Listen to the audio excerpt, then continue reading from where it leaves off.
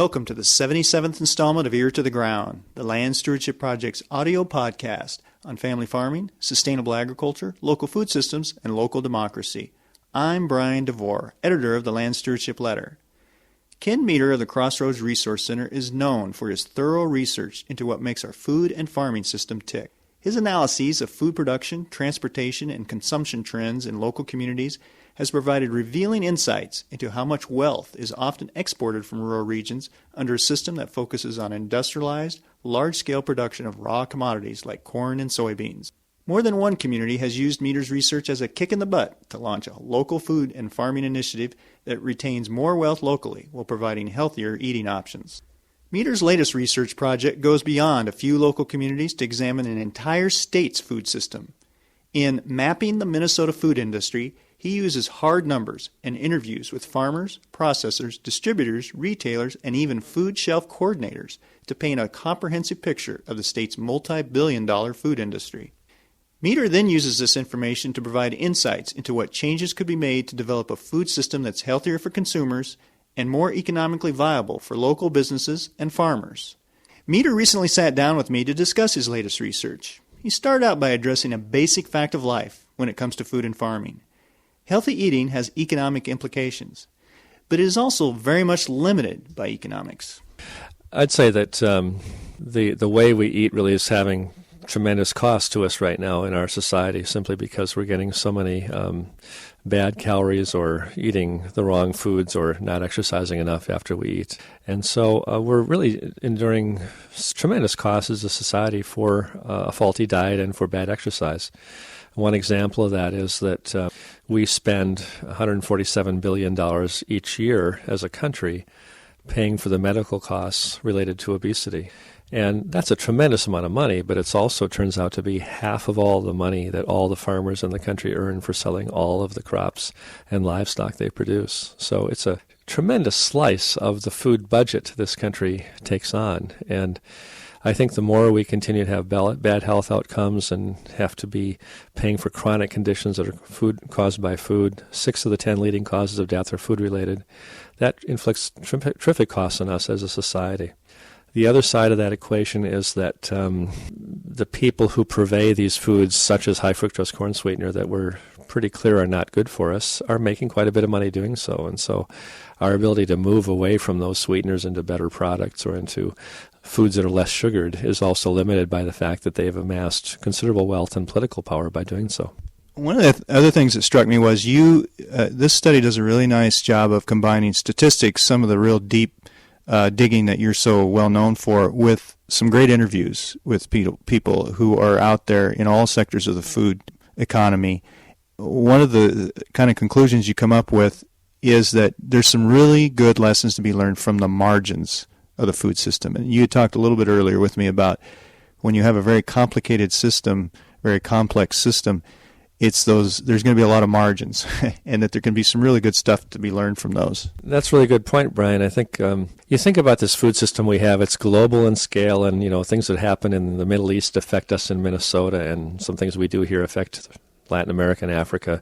It's really very complex, and those things are changing every day. Prices are changing on a daily basis, and availability, access to credit is changing on a daily basis, and it's really hard to kind of understand how to deal with that complexity. And often the folks who are the most astute about that are the people who sort of carve out a little terrain on the edge of the system and just try to use the resources of the system for what they can and make good things happen. One good example of that is in Minnesota, where we started out in 1969 with a few farmers and consumers in a farm in Wisconsin saying we need to have a new food system.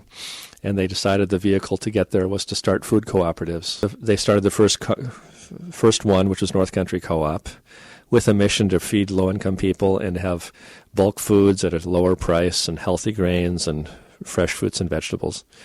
And that action at the edge of a very large, very mainstream corporate food system in the middle of a very major farm state has now blossomed into a $120 million industry, where Minnesota now has 10% of the co-ops in the country. That work on the edge of the system created a terrifically strong economic vehicle. And because they were on the edge, they had to learn how to work within the system and outside of the system. They learned very vividly the workings of the food system itself, but also what some of the alternatives looked like. And I guess speaking of that, one of the other concepts that really struck me looking through the report was this idea of using levers to create change or to bring about innovation or to change a direction.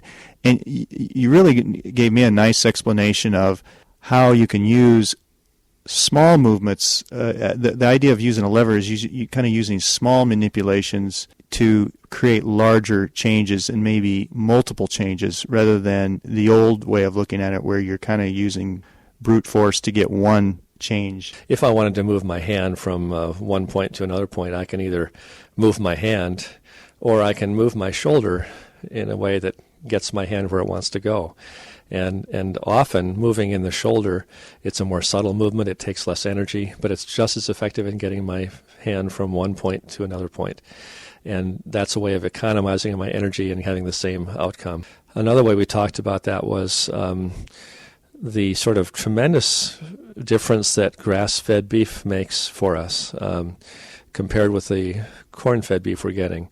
If you plant grass for pasture, you're not only investing in roots that will retain your soil and keep it on the farm, you're also producing grass that will take some of the pollutants out of off the farm and hold it and keep it from the river, so the water becomes cleaner.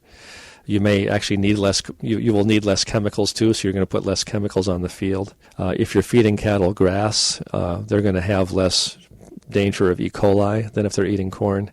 And you're also going to produce a meat that's healthier, that has some good linoleic acids that are healthy for our bodies. In this very simple act of planting grass pasture for beef, you get all of these outcomes that are really positive, which is you have healthier animals, you have healthier consumers, you have healthier soil, cleaner water.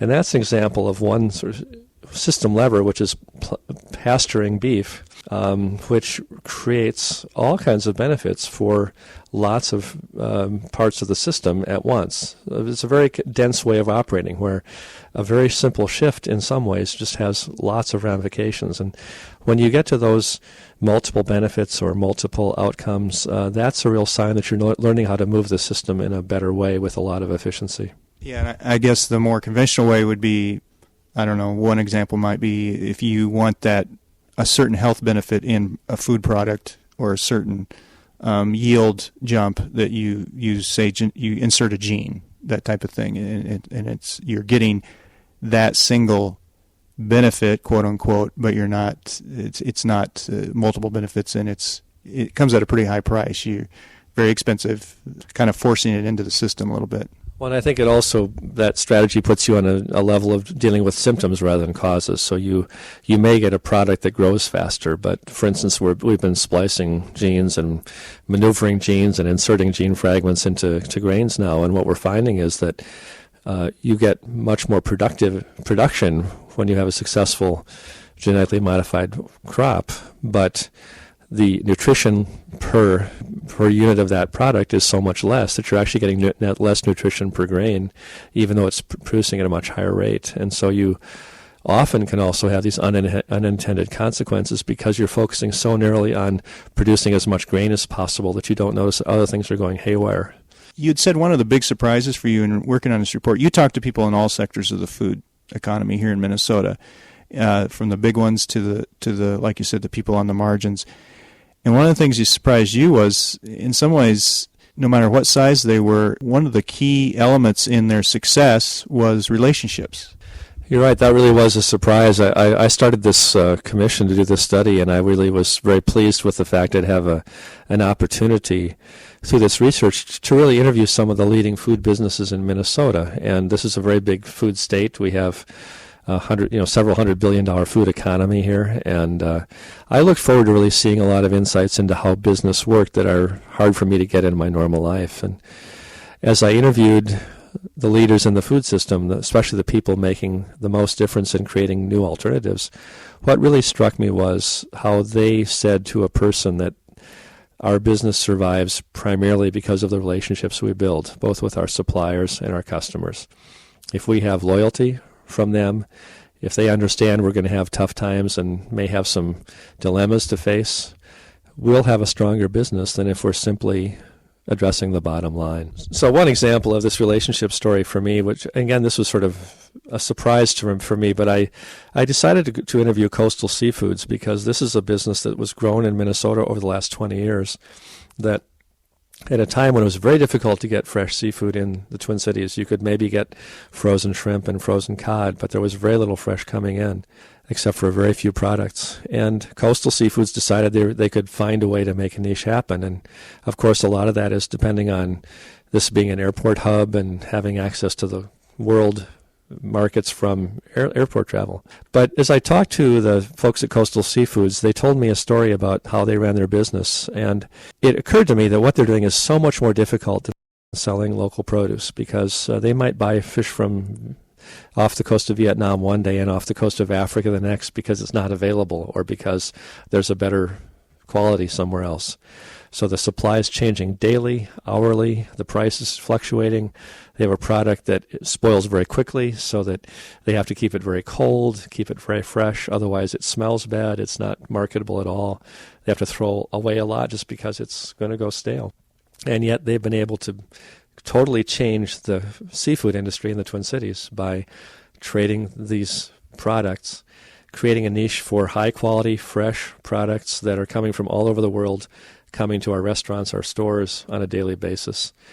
And again, the story Coastal Seafoods told me was that this business is all about loyalty and relationships. That's really what drives it. And they told a story about a fisherman they have in the Gulf Coast who has a small boat. He sort of does a very gourmet niche operation harvesting fish. And this guy may be out of touch for 3 weeks at a time because his motor will be broken. He might not have the boat going out. He might be out of cell range for a long time.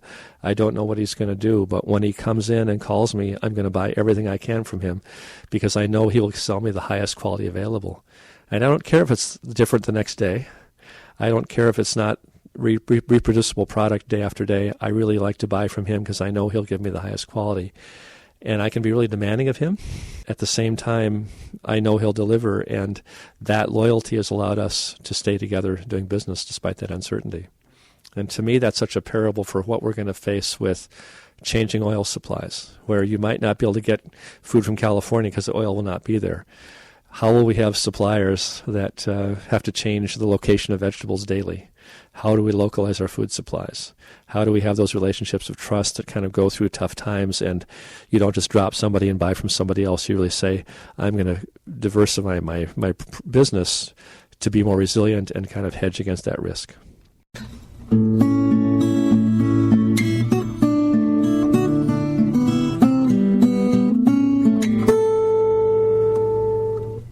To listen to a series of podcasts featuring Ken Meter providing a broad description of the U.S. food and farming system and what changes are needed to make it more sustainable, check out Ear to the Ground episodes 51 to 53.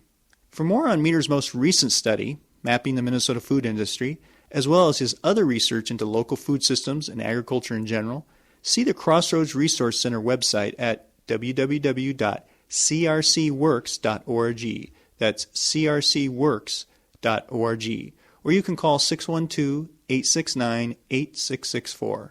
If you have comments or suggestions about this podcast, contact Brian DeVore at bdevore@landstewardshipproject.org, or you can call 612-722-6377.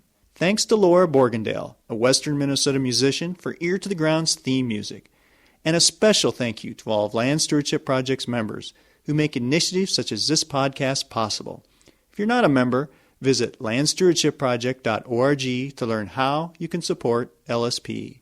Thanks for listening.